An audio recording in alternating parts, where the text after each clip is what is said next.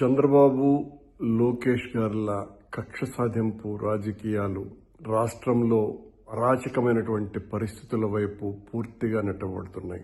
ఈ రోజున రాజంపేట పార్లమెంటు సభ్యుడు, వైఎస్ఆర్ కాంగ్రెస్ పార్టీలో అత్యంత కీలకమైనటువంటి నేత, జగన్మోహన్ రెడ్డి గారికి ఎంతో ఆప్తుడు అయిన మిథున్ రెడ్డిని పోలీసు వాళ్లు అరెస్టు చేసేటువంటి క్రమంలో దాని వెనుక ఉన్నటువంటి తెలుగుదేశం కూటమి యొక్క కుట్ర ఎంత దారుణమంటే, ఆ మద్యం స్కామ్ తో ఏ రకమైనటువంటి సంబంధము మిథున్ రెడ్డికి లేకపోయినా కక్ష కట్టి జగన్మోహన్ రెడ్డి గారికి ఆత్మీయుడు కనుక ఈయనను ఒక ముద్దాయిగా ప్రకటించి మిథున్ రెడ్డిని అరెస్టు చేస్తే జగన్మోహన్ రెడ్డి గారి యొక్క ప్రతిష్టను దెబ్బతీయొచ్చు అన్న కారణంగా ఈ రోజున ఈ రకమైన బరితెగింపుకు తెలుగుదేశం ప్రభుత్వం ఈ రకమైనటువంటి కుట్ర చేస్తున్నది. ఇంత దారుణానికి ఒడిగట్టుతున్నది. తనను నిన్నటి వరకు మొన్నటి వరకు ముద్దాయిగా కూడా చేర్చలేదు.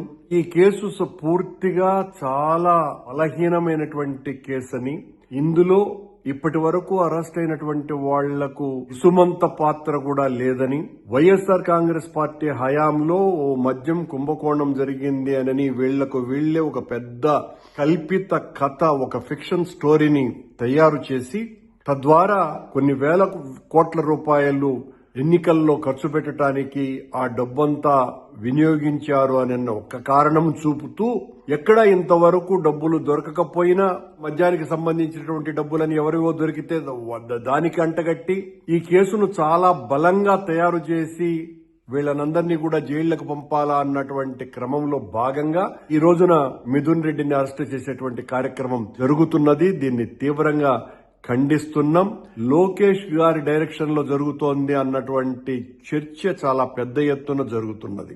వైఎస్ఆర్ కాంగ్రెస్ పార్టీ హయాంలో మీకేదో చిన్న బాధ జరిగిందని, ఆ బాధకు ప్రతీకారంగా కొన్ని వేల రెట్లు ఎక్కువగా ఈ రోజున లోకేష్ గారు, ఆయన అనుయాయులు రాష్ట్రమంతా ప్రతి నియోజకవర్గంలోనూ పదుల సంఖ్యలో వైఎస్ఆర్ కాంగ్రెస్ పార్టీ కార్యకర్తల మీద కేసులు పెట్టటము, కొట్టటము, హింసాయుత చర్యలు చేపట్టటము, చాలా పెద్ద పెద్ద స్కామ్లు జరిగినాయి అని చాలా పెద్ద మంది నేతల్ని కూడా అరెస్టులు చేయటము, రోజు కూడా ఒక బీతావహ పరిస్థితి, ఒక బీభత్సమైనటువంటి స్థితికి రాష్ట్రాన్ని తీసుకొని రావటం జరిగింది. ఇది ఏమాత్రము కూడా క్షంతవ్యము కాదు, సమర్థనీయము కాదు. ఈ రకంగా మీరు మీ ప్రత్యర్థులను శత్రువులుగా భావించి వీళ్లను సర్వనాశనం చేసేయాలా భౌతికంగా, మానసికంగా, ఆర్థికంగా అనుకొని వాళ్ల మీద ఈ రకంగా కేసులన్నీ పెట్టి వాళ్ల కుటుంబాలన్నంతా కూడా క్షోభ పెట్టడం ద్వారా ప్రజాస్వామ్యంలో రాజకీయాలు నిరంతరం మారుతూ ఉంటాయి. ఒక పార్టీ అధికారంలోకి వస్తుంది, ప్రజాదరణ కోల్పోతే మరో పార్టీ అధికారంలోకి వస్తుంది అన్నటువంటి విషయాన్ని తెలిసి కూడా ఈ రకంగా మీరు కక్ష సాధింపు రాజకీయాలకు తెగబడితే ఆ తరువాత పరిస్థితి ఏ రకంగా ఉంటుంది అన్నటువంటి ఇంగిత జ్ఞానం కూడా మీకు లేకపోతే, అందరూ కూడా చాలా ఉదారమైనటువంటి ఆలోచనలతోనే ఉండరు కదా. మా మీద దెబ్బతీశారు, మమ్మల్ని చాలా తీవ్రంగా హింసించినారు, మానసికంగా, ఆర్థికంగా, సామాజికంగా మమ్మల్ని అందరినీ కూడా ఇంత అవమాన పాలు చేశారు అన్నటువంటి వాళ్లు అధికారంలోకి రేపు వచ్చిన తర్వాత లోకేష్ గారు ఏ రకమైనటువంటి పరిస్థితులు ఉంటాయి? మీరు చేసిందే కదా, నీవు నేర్పిందే కదా నీరజాక్షానని ఆ రోజున వాళ్లు మరో రకమైనటువంటి ఆలోచనలు చేసినప్పుడు ఏ రకంగా ఉంటుంది పరిస్థితి? ఇది చాలా తప్పిదం లోకేష్ గారు ఇలాంటి చర్యలు చేపట్టడం అన్నది.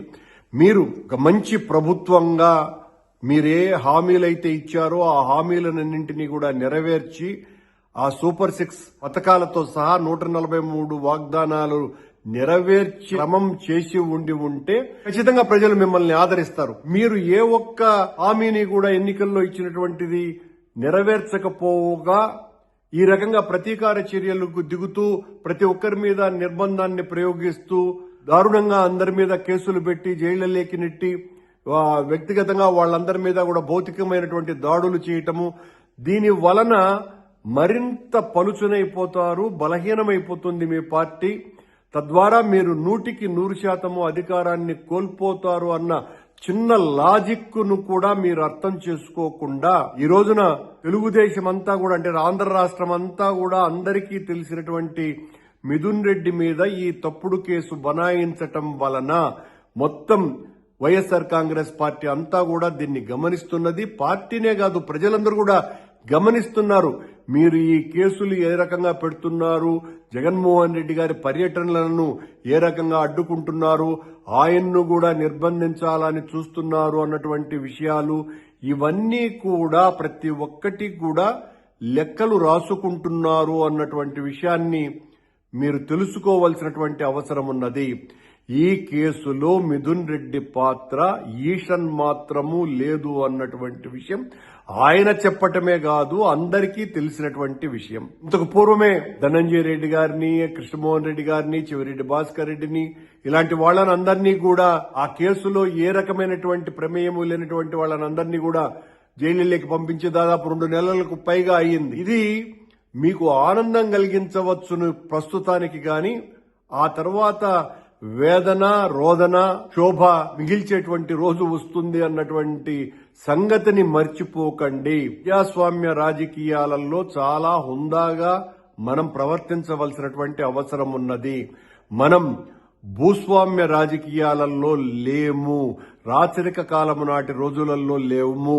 మనకు నచ్చినటువంటి వాడి తల నరకటమో లేకపోతే వాడికి తీవ్రమైనటువంటి శిక్షలు మనకు మనమే వెయ్యటమో అదే పద్ధతిలో ఈ రోజున పోలీసు వారిని మీకు కావలసినటువంటి దర్యాప్తు సంస్థల్ని వాడుకొని వీళ్ళనందరినీ కూడా జైళ్లలోకి నెట్టితే భవిష్యత్తు పూర్తిగా తిరగబడుతుంది అన్నటువంటి విషయాన్ని గ్రహించవలసిందిగా కోరుతున్నా.